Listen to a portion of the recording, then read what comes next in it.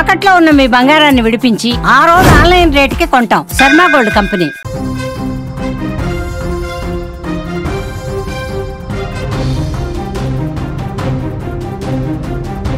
Big breaking news చూస్తున్నాం. గండికోట విద్యార్థిని మృతిపై ఇంకా మిస్టరీ వీడలేదు. విద్యార్థిని హత్యలో లోకేష్ పాత్ర లేదా? పరువు కోసం బంధువులే ప్రాణం తీశారా? లోకేష్తో గండికోటకు వెళుతున్న విషయాన్ని తెలుసుకున్న విద్యార్థిని బంధువులు అక్కడికి రావడంతోనే లోకేష్ వెళ్ళిపోయినట్టుగా సమాచారం ఉందా? వారి రాకను లోకేష్కు స్నేహితుడు చేరవేశాడా? భయంతో విద్యార్థినిని అక్కడే వదిలేసి లోకేష్ బయటకు వచ్చేశాడా? కోపంతో విద్యార్థినిని బంధువులేమైనా హత్య చేశారా? హత్య చేసి లోకేష్పై నెట్టివేసే ప్రయత్నం ఏమైనా చేశారా? పోలీసు శాఖ చేతిలో కీలక ఆధారాలు లభ్యమైనట్టుగా తెలుస్తోంది. విద్యార్థినిపై అఘాయిత్యం జరగలేదని ప్రాథమికంగా సమాచారం వస్తోంది.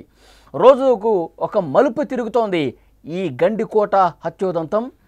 పరువు కోసం బంధువులే ప్రాణం తీశారా? ప్రస్తుతం ఈ కోణంలో దర్యాప్తు కొనసాగుతోంది. కడప జిల్లా గండికోటలో విద్యార్థిని హత్యోదంతం మరొక మలుపు తీసుకుంది. ఆమెను ఎవరు చంపారు అన్న మిస్టరీ మాత్రం ఇంకా విడలేదు. ప్రియుడితో గండికోటకు వెళ్ళటం, తర్వాత ప్రియుడే ఒక్కడే అక్కడి నుంచి బయటకు రావటం, ఇవన్నీ కూడా సీసీ రికార్డులో కనిపించాయి. ప్రియుడు లోకేషే అసలు నిందితుడని, ఆమె చంపేశాడని అంతా భావించారు. కానీ పోలీసు విచారణలో కీలక విషయాలు బయటపడుతున్నాయి. యువతది పరువు హత్య అనే అనుమానం ఇప్పుడు బలపడుతోంది. ఈ హత్యలో ప్రియుడు లోకేష్ పాత్ర లేదని, సొంత బంధువులే ఆమెను చంపేశారనే ప్రచారం జరుగుతోంది. గండికోటకు లోకేష్తో వైష్ణవి వెళ్ళిందన్న విషయాన్ని తెలుసుకున్న సొంత బంధువులు అక్కడికి వెళ్ళారు. అయితే అప్పటికే లోకేష్కు తన స్నేహితుడు ఫోన్ చేసి వాళ్ళు వస్తున్నారు అని చెప్పడంతో ప్రియురాల్ని అక్కడే వదిలేసి వచ్చేశాడనే అనుమానం కలుగుతోంది. ఆ దృశ్యాలే సీసీ కెమెరాలో రికార్డ్ అయ్యాయి. గండికోటకు వెళ్ళిన గంట తర్వాత అక్కడి నుంచి బయటకు రావడంతో ఆ దృశ్యాల్లో కనిపిస్తోంది. అయితే మధ్యాహ్నం 12 గంటల వరకు విద్యార్థిని అక్కడే బతికి ఉన్నట్టు పోలీసుల వద్ద కొన్ని ఆధారాలు ఉన్నాయి. ఆ తర్వాత బంధువులు వెళ్ళి ఆమెను అక్కడ చూసి ఆగ్రహంతో కొట్టి చంపేశారని స్థానికంగా ఒక చర్చ చాలా బలంగా జరుగుతోంది. ఆమెను చంపేసిన అనంతరం ఆ హత్యను లోకేష్పై నెట్టివేసే విధంగా ఒక కుట్రపూరితంగా చిత్రీకరించారనే మాటలు కూడా వినిపిస్తున్నాయి. దీంతో ఈ హత్యలో ప్రియుడి పాత్ర ఉందా లేదా? ఈ మిస్టరీ చాలా స్పష్టంగా కనిపిస్తోంది. దీన్ని ఛేదించే క్రమంలో ప్రస్తుతం పోలీసులు ఉన్నారు. ఆమె కుటుంబ సభ్యులు మాత్రం తమ కుమార్తెపై సామూహిక అత్యాచారం జరిగిందని తీవ్రంగా ఆరోపణలు చేస్తున్నారు. కానీ పోలీసులు మాత్రం ఆమెపై ఎటువంటి అఘాయిత్యం జరగలేదని ప్రాథమికంగా నిర్ధారిస్తున్నారు. దీంతో అసలు ఏం జరిగి ఉంటుంది అన్న ఉత్కంఠ కనిపిస్తోంది. పరువు కోసం సొంత బంధువులే చంపేశారా లేదా లోకేష్ పాత్ర ఉందా అనేది $1 మిలియన్ ప్రశ్నగా మారింది. ప్రస్తుతం ఈ కేసు చిక్కుముడిని పోలీసులు విప్పుతున్నారు. అన్ని ఆధారాలు ఒక్కొక్కటిగా సేకరిస్తున్నారు. మరి వారి విచారణలో ఏం తేలబోతున్నది కూడా చూడాల్సిన అవసరం కనిపిస్తోంది. గండికోట విద్యార్థిని మృతికి సంబంధించి అనేక అనుమానాలు కనిపిస్తున్నాయి. నిన్న ఆ తండ్రి, వైష్ణవి తండ్రి చాలా స్పష్టంగా చెప్తా ఉన్నాడు, ఎన్కౌంటర్ చేసి పారేయాలి. తెలంగాణలో, హైదరాబాద్లో ఏ విధంగా అయితే ఇలాంటి సైకో విధుల్ని ఎన్కౌంటర్ చేశారో అదే విధంగా చేసి పారేయాలని చెప్పి చాలా ఆగ్రహంతో ఊగిపోయిన పరిస్థితి కనిపిస్తోంది. కానీ పోలీసులు ప్రాథమిక విచారణలో లోకేష్ పాత్ర లేదు అనేది కొంత స్పష్టంగా అర్థమవుతోంది. లోకేష్ పాత్ర ఇందులో ఉండకపోవచ్చు. మాకు తెలిసినటువంటి ప్రాథమికంగా లభించినటువంటి సమాచారం మేరకు లోకేష్తో వైష్ణవి వచ్చింది 10:30 ఆ సమయంలో వచ్చింది. సీసీటీవీలో చాలా స్పష్టంగా అర్థమైంది. కానీ ఒక గంట వ్యవధిలోనే అతను బయటకు వచ్చేశాడు. మరి అతను ఎందుకు బయటకు వచ్చేశాడు? ఇది ఒక బలమైనటువంటి అనుమానం కనిపిస్తోంది. అతను బయటకు వచ్చిన తర్వాత ఆమె గంట పాటు బతికే ఉంది. ఇది కూడా పోలీసులు చెప్తా ఉన్నారు.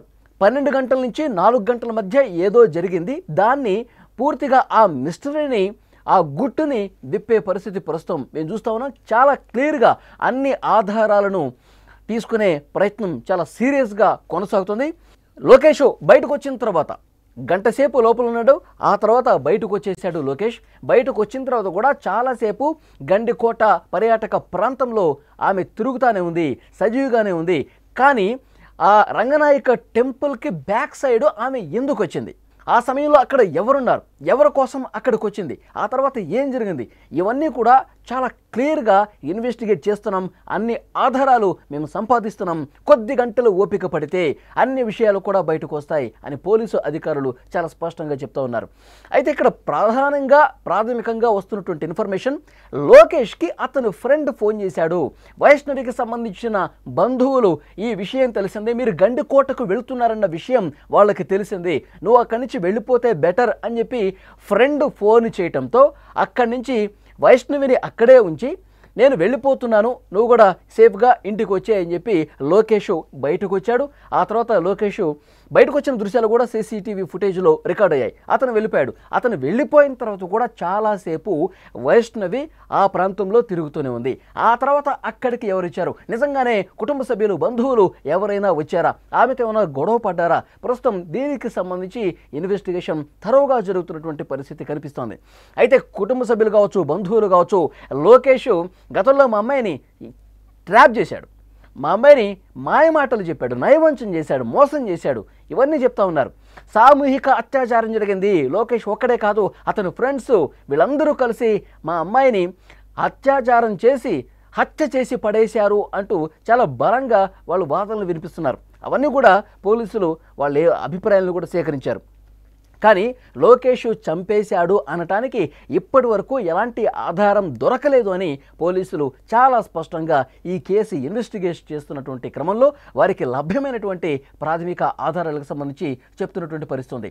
మరొక ముఖ్యమైన విషయం, పోలీసులు ఇన్వెస్టిగేషన్లో మరి ఆ 12 గంటల నుంచి 4 గంటల సమయం, ఈ 4 గంటల వ్యవధిలో ఏం జరిగిందని చెప్పి ఆధారాలు సేకరిస్తున్నటువంటి క్రమంలో మరి కుటుంబ సభ్యులు కానీ బంధువులు కానీ అక్కడికి వచ్చారా, పరువు కోసం, ఎందుకంటే గతంలో చాలా సందర్భాల్లో వాడితో తిరగొద్దు, ఎక్కడికి రమ్మంటే అక్కడికి వెళ్ళిపోతున్నావు, మీ ఇద్దరు ప్రేమలో ఉన్నారు, ఇది కరెక్ట్ కాదు, ఇది మంచిది కాదు, నీ పద్ధతి మార్చుకో, నువ్వు మంచిగా చదువుకో, సో ఈ విధమైనటువంటి వాదనలు గొడవలు గత కొన్ని రోజులుగా జరుగుతున్నట్టుగా తెలుస్తుంది. మరి పరువు కోసమే కుటుంబ సభ్యులు కానీ బంధువులు కానీ ఆమెని చంపేసి ఆ నేరాన్ని లోకేష్ మీద నెట్టివేసే ప్రయత్నం ఏమైనా జరిగిందా, ఈ కోణంలో కూడా పోలీసులు చాలా స్పష్టంగా ఇన్వెస్టిగేట్ చేస్తూ ఉన్నారు. ఇవన్నీ అనుమానాలు, ఇంకా పోలీసులు ఎక్కడ కూడా ధృవీకరించలేదు. కుటుంబ సభ్యులే వైష్ణవిని చంపేసి ఆ లోకేష్ మీద నెట్టివేస్తే ఒక పని అయిపోతుంది, వాడు చాలా వేధించాడు కదా, మనల్ని టార్చర్ పెట్టాడు కదా, అతని వల్ల అమ్మాయిని కాపాడుకోవడం కోసం ఒక ఊరి నుంచి ఇంకో ఊరికి కూడా మేము షిఫ్ట్ కావాల్సి వచ్చింది, కాబట్టి ఈ నేరం అనేది వాడి మీద తోసేద్దాం, ఇలాంటి ఆలోచనతో ఈ విధంగా ఏమైనా చేశారా, ఈ అన్ని కోణాల్లో అండి చాలా కోణాల్లో పోలీసులు ఇన్వెస్టిగేట్ చేస్తూ ఉన్నారు. మరొక ముఖ్యమైన విషయం ఏంటంటే, వైష్ణవి మీద అత్యాచారం జరగలేదు అనేది పోలీసుల ప్రాథమికంగా చెప్తున్నటువంటి సమాచారం. నిన్న పోలీసు అధికారులతో సుమన్ టీవీ నేరుగా మాట్లాడింది. ఇప్పటి వరకు ఉన్నటువంటి లేటెస్ట్ ఇన్ఫర్మేషన్, వైష్ణవి మీద ఎలాంటి అత్యాచారం జరగలేదు అనేది మాకు ప్రాథమిక సమాచారం ఉంది.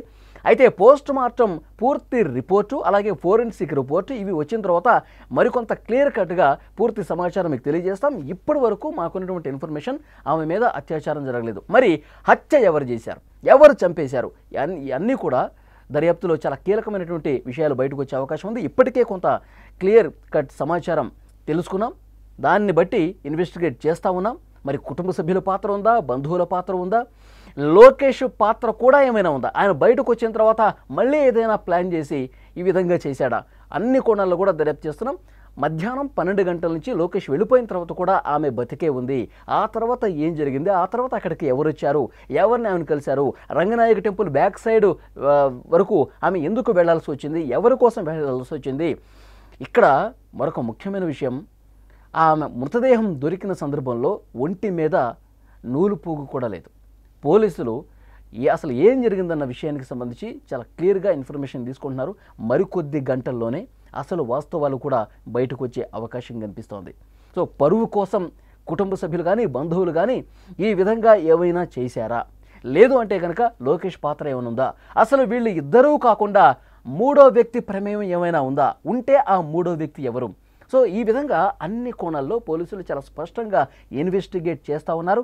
అన్ని అనుమానాలన్నింటినీ కూడా ముందు పెట్టుకొని ఆధారాలు సంపాదిస్తూ ఒక్కొక్కటి ఒకవైపు సీసీ ఫుటేజ్ కావచ్చు, తర్వాత ఆ మృతదేహానికి సంబంధించిన పోస్ట్ మార్టం కావచ్చు, ఫోరెన్సిక్ రిపోర్ట్ కావచ్చు, వాళ్ళ బంధువులు ఇస్తున్నటువంటి సమాచారం కావచ్చు, లోకేష్ ఫ్రెండ్స్ ఇస్తున్నటువంటి సమాచారం కావచ్చు, ఇట్లా అన్ని కోణాల్లో కూడా పోలీసులు చాలా సీరియస్గా ఇన్వెస్టిగేట్ చేస్తున్నారు. గండికోట పర్యాటక ప్రాంతంలో ఇంటర్మీడియట్ సెకండ్ ఇయర్ చదువుతున్నటువంటి గీతం కాలేజీలో చదువుతున్నటువంటి వైష్ణవి నూలు పోగు కూడా లేకుండా ఆ పర్యాటక ప్రాంతంలో ముళ్ళ పొదల్లో పడి ఉండటం రాష్ట్ర వ్యాప్తంగా సంచలనమైనటువంటి పరిస్థితి. సో వాస్తవాలు అతి కొద్ది గంటల్లోనే బయటకు వస్తాయి. ఎందుకంటే కొన్ని గంటల్లో ఆ forensic report, post mortem report కూడా బయటకు వస్తుంది. లోకేష్ని ఇప్పుడే చాలా సీరియస్గా విచారించిన పరిస్థితుంది. లోకేష్ ఇచ్చినటువంటి ఆధారాలు, అలాగే phone contact records, call data, ఎవరెవరు ఏం మాట్లాడారో ఆ సమయంలో ఇవన్నీ కూడా వెలికి తీస్తున్నారు. ఎవరి పాత్ర ఉన్నా సరే అన్ని నిజాలు అతి త్వరలోనే బయట పెడతామని చెప్పి చాలా స్పష్టంగా పోలీసులు చెప్తున్నటువంటి పరిస్థితుంది. కానీ ఇప్పటి వరకు అందినటువంటి సమాచారం ఆ అమ్మాయి మీద ఎలాంటి అత్యాచారం జరగలేదు. మరి ఎవరు చంపారన్న దానికి సంబంధించి ఆధారాలు సంపాదిస్తున్నాం అంటున్నారు. అలాగే లోకేష్ పాత్ర ఉందా లేదన్నది కూడా చాలా క్లియర్గా పిన్ టు పిన్ ఇన్ఫర్మేషన్ సేకరిస్తున్నాం. లోకేష్ వెళ్ళిపోయిన తర్వాత కూడా, లోకేష్ అక్కడ ఆ పర్యాటక ప్రాంతం నుంచి బయటకు వెళ్ళిపోయినటువంటి సీసీ ఫుటేజ్ రికార్డు కూడా ఉంది. అతను వెళ్ళిపోయిన తర్వాత కూడా ఈమె బతికే ఉంది. తర్వాత గంట 2 గంటల పాటు ఆ ప్రాంతంలో తిరుగుతూ ఉంది, తచ్చాడుతూ ఉంది. మరి ఎవరి కోసం ఆమె వెయిట్ చేస్తుంది? ఇవన్నీ విషయాలు కూడా చాలా క్లియర్గా ఆధారాలతో సహా పోలీసులు సంపాదించే ప్రక్రియ చాలా వేగంగా జరుగుతుంది. ఆధారాలన్నీ లభ్యమైన తర్వాత, ఆ రిపోర్ట్స్ అన్ని వచ్చిన తర్వాత ప్రెస్ మీట్ పెట్టి పిన్ టు పిన్ ఏ నిమిషానికి ఏం జరిగిందో కూడా పోలీసులు చెప్పే అవకాశం కనిపిస్తోంది.